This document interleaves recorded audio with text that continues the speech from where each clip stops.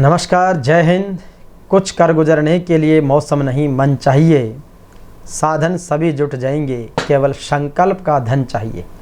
इसी संकल्प को संवारा है, सहेजा है और देश के युवाओं को सैन्य सेवा से जोड़ने का कार्य कर रहे हैं हमारे नायक, देश के सेवानिवृत्त सैनिक श्री हिम्मत सिंह जी राठौड़, जो वाकई में हिम्मतवान हैं, साहसी हैं और जिन्होंने सैकड़ों युवाओं को सेना से जोड़ने का श्रेष्ठ कार्य किया है।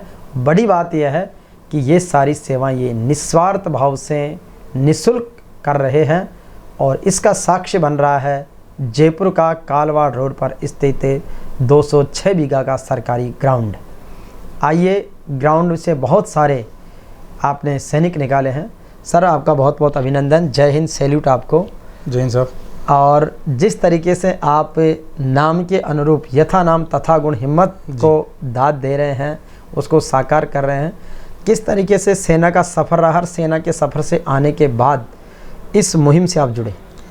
जी, जब मैं सेना में गया था 2003 में जी, तो उस टाइम पे एकेडमी वगैरह कुछ होती नहीं थी, तो हम खुद मेहनत की हमने और हमने सेना में ज्वाइन की हमने।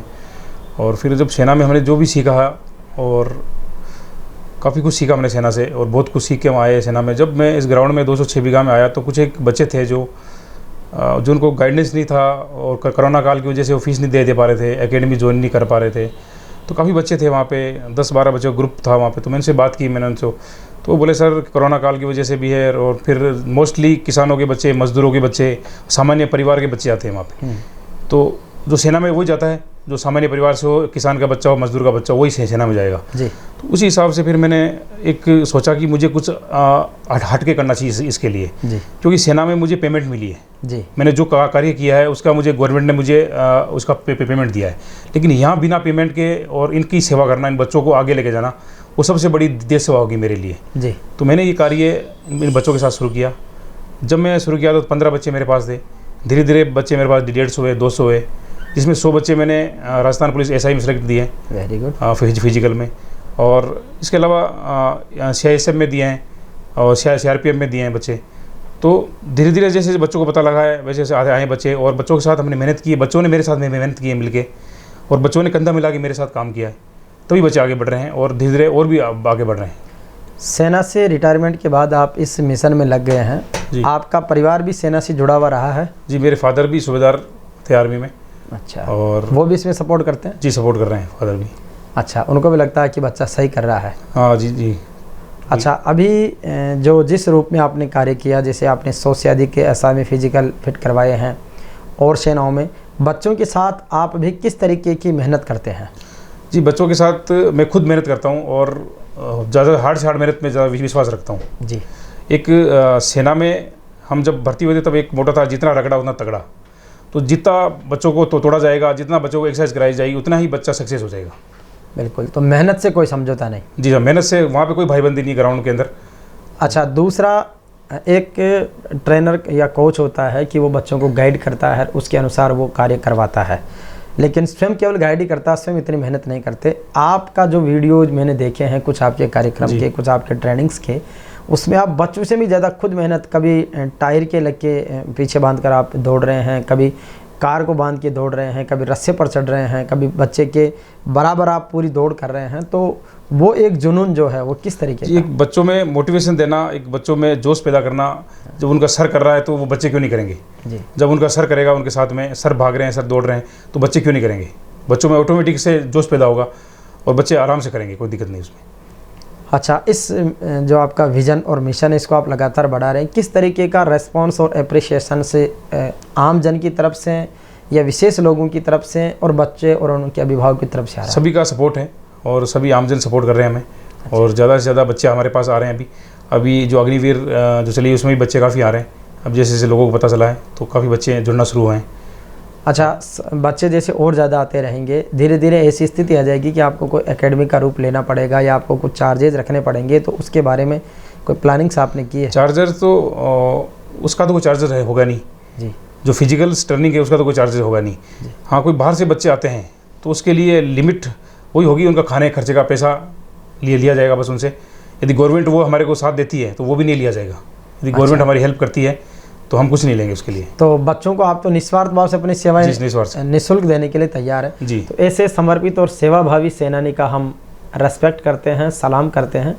साथ ही एक सवाल अब मेरा नेक्स्ट, अभी अग्निपथ स्कीम आई है गवर्नमेंट की, सरकार उसको बहुत देशहित में बता रही है, विपक्षी पार्टियां उनका विरोध कर रही है, कई जगह पर युवाओं में भी आक्रोश है। वास्तविक रूप से एक सैनिक के नाते आप क्या सोचते हैं? वास्तविक रूप से या तो जो बच्चे को 4 साल जब उसमें आर्मी में रह के आएगा तो उसको आने के बाद में उसको कुछ ऐसा जॉब देना चाहिए कि वो बच्चा अपनी लाइफ, क्योंकि उसकी लाइफ 21 साल तक उसकी ज़िंदगी नहीं होती। उसके लिए तो प्रोविजंस कर दिए ना सरकारों ने। जी। तो उसके लिए सबसे बेस्ट होगा कि उसको आने के बाद कोटा दिया जाए यहाँ पे जी, राजस्थान पुलिस में दिया जाए कि और टीचर्स में दिया जाए, किसी में दिया जाए, बच्चों को मौका दे देना चाहिए हर चीज़ में। अभी जो उसके समर्थक हैं या सरकार की तरफ से तीनों सेनाध्यक्षों ने अनाउंस किया है प्रेस कॉन्फ्रेंस के माध्यम से जी कि उनके लिए सभी में गवर्नमेंट जॉब्स में, प्राइवेट जॉब में प्रायोरिटी तय की गई है। 4 साल बच्चा सेना में रहेगा तो जिस तरीके से वो एक फौजी का जीवन जिएगा तो उसमें सेवा का भाव आएगा, वो बच्चा अपने करियर के प्रति भी मेहनत करके अलग अलग क्षेत्र में भी सफल हो सकता है। तो फिर युवा इसका विरोध क्यों कर रहे हैं इतना?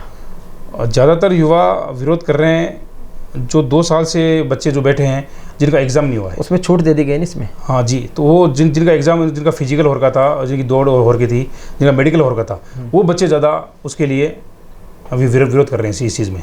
अच्छा, तो उनको जैसे सरकार ने भी 2 साल की तो छूट दे ही दी है। अभी 2 साल की छूट दी है उनको। तो उनका यही है कि उनकी मांग यही बच्चों की कि हमारा एग्ज़ाम हो, क्योंकि 2 साल से उन्होंने मेहनत की। लेकिन इस स्कीम से जुड़ने के बाद में देश में एक सेना में जाने का, सेना के प्रति रेस्पेक्ट बढ़ेगा, हर आदमी सैनिक बनने का प्रयास होगा। बहुत सारे देशों में ऐसा प्रोविज़न है कि हर व्यक्ति को चाहे 1-2 साल सेना में रहना पड़े। जी। तो इसके लिए अनेक लोगों को सेना से जुड़ने के अवसर भी तो मिलेंगे। अच्छा है और बहुत बढ़िया है तो चीज़ तो। लेकिन जो बच्चे जिन्हें एग्ज़ाम नहीं दे पाए हैं उनका एग्ज़ाम होना चाहिए। अच्छा, उन पर सहानुभूतिपूर्वक विचार किया जाना चाहिए। बाकी अग्निपथ स्कीम्स के जो प्रोविजंस हैं या जो लक्ष्य हैं वो बहुत अच्छे हैं आपके दृष्टिकोण में। तो बिल्कुल बहुत बढ़िया। और हिम्मत भाई खुद भी हिम्मतवान हैं, बच्चों को हिम्मत के साथ आगे बढ़ा रहे हैं। बहुत सारे टीवी चैनल्स ने इनका पहले भी इंटरव्यू लिया। मीडिया ने किस तरीके से आपको सपोर्ट किया, किस तरीके से आपका हौसला बढ़ाया? जी, उनको पता लगा कि ग्राउंड में यहाँ पे एक सर हैं, वो करवाते हैं, फ्री करवा रहे हैं और अच्छा करवा रहे हैं। और जैसे 100 बच्चे अपने सेलेक्ट हुए थे तो उनको पता लगा, भास्कर के जो रमन जी हैं उनको पता लगा, तो वो खुद आए ग्राउंड में, उन्होंने चेक किया कि ग्राउंड में कि वास्तव में सच है कि नहीं है। तो ये चीज़ें उनको पता लगा धीरे धीरे, तो सब आए ग्राउंड में आते और उन्होंने पता किया, ग्राउंड से पता किया, बच्चों से पता किया, बच्चों से पिताजी से पता किया कि वास्तव में हमारे बच्चे कुछ कर रहे हैं कि नहीं कर रहे हैं, या सर कुछ करवा रहे हैं कि नहीं करवा रहे हैं वहाँ पे। तो ये चीज़ें आई, ग्राउंड में आए, उन्होंने सपोर्ट किया और बहुत अच्छा सपोर्ट किया उन लोगों ने हमारे से। अभी सेना की चाहे अग्निपथ स्कीम है, उससे पहले सेना भर्तियों को लेके देश भर में डिफेंस एकेडमीज़ का एक नया सेटअप आया है, क्रेज़ बढ़ा है प्राइवेट कोचिंग्स और डिफेंस एकेडमीज़ का, उसको लेकर आपका क्या विचार है? ठीक है, डिफेंस एकेडमीज़ अपनी जगह ठीक है। वहाँ जब बच्चा जाता है तो कुछ सीखता है वहाँ से जी, क्योंकि एक ग्रुप में जब बच्चा एक काम करता है, एक टीम वर्क में काम करता है, तो बच्चे को में काफ़ी कुछ सीखने को मिलता है वहाँ पे। अभी अकेला बच्चा दौड़ता है तो उसको पता नहीं होता कि दौड़ा कैसे जाता है। सर सारे अच्छे होते हैं, सारी एकेडमीज अच्छी होती है, सर अच्छे होते हैं सारे, लेकिन उनको दौड़ने का तरीका सिखाया जाता है वहाँ पे, बताया जाता है, डिसिप्लिन सिखाया जाता है एकेडमीज़ में। क्योंकि ज़्यादातर जो आर्मी से कमांडोज होते हैं वही ज़्यादातर एकेडमी चलाते हैं। ज़्यादातर लोगों के पास एकेडमीज़ है तो उनको एक्सपीरियंस होता है कि बच्चों को कैसे टैकल करना है। तो प्रॉपर तरीके से वो ट्रेंड करते हैं उनको जी, और उसके लिए तैयार करते हैं।